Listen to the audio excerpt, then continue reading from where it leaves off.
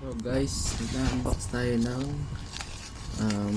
Soundfit Trito Classic. So nabili ko to sa Shopee, 1399.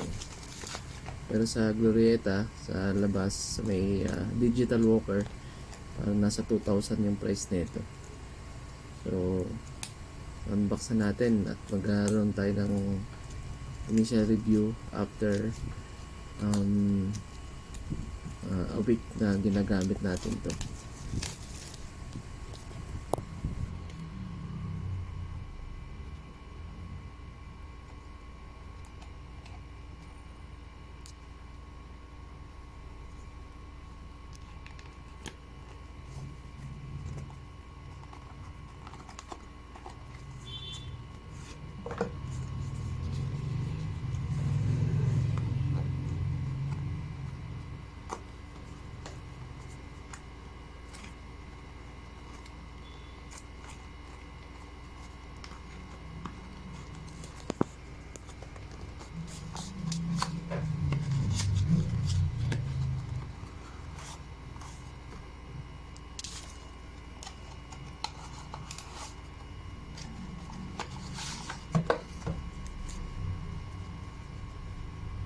May kasama siyang manual,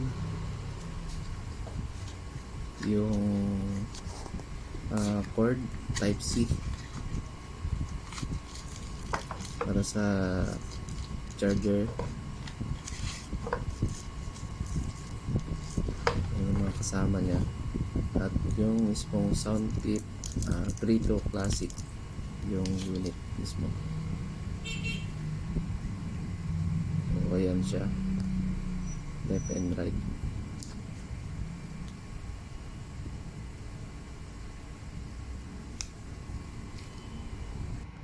So ayan guys, na-unbox na natin yung Soundfit Trito Classic. So ito itsura niya. Ang parang ano niya, ang tawag dito, ang casing niya is leather texture, pero tingin ko ano to plastic lang. So plastic lang siya, parang meron siyang leather texture, kaya siguro ang tawag sa kanya is classic, parang classic texture ang itsura niya. So maliit lang siya, sakto-sakto lang sa tenga, katamtaman lang yung tenga nyo, sakto-sakto lang siya. Compare mo dito sa, meron tayo dito ano yung isa, yung Sabat X12. Medyo, kung compare mo dito, may kalakihan siya ng konti, yung Sabat. Ito maliit lang. Ayan o, Sabat X12. So ito yung Sabat, yung sa kanan. Tapos ito kasi Sabat, depende lang sa air tip siguro ang ginagamit, medyo nahuhulog siya. Pero sa sound quality, mas ma-base tong ano, Sabat X12 kaysa dito sa Soundfit Trito Classic. Mas maganda lang ang ano nito, ang tsaka ito to, ano to, Bluetooth 5.1 na siya. So sa bass, mas ma-bass to, itong Sabat X12. Ito medyo clear ang clear ang sound. Yung bass tamang-tama lang, so balance lahat, pati high. Ang high medyo may konting talas, pero controlled naman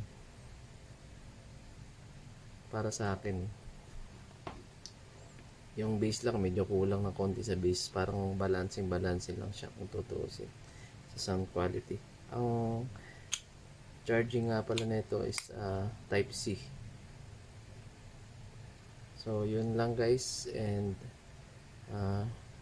please subscribe and like my videos. Thank you.